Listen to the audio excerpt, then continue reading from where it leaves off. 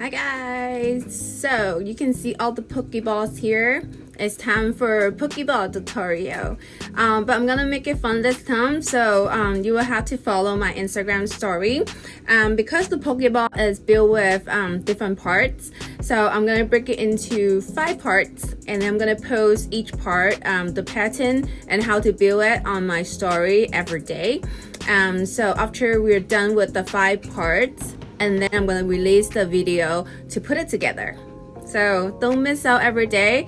But if you did, don't worry about it, because when I release the video how to put it together, you will see everything as well. So, and also you can see, like, I'm gonna use this one as an example how to build it.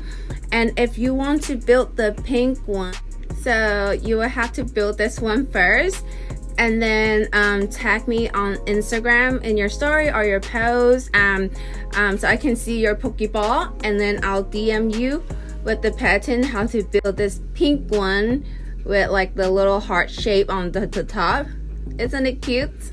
Yeah, so we're doing fun Pokeball, kind of not like a challenge, but you know, doing this fun together. Okay, all right, so let's start with part 1 today.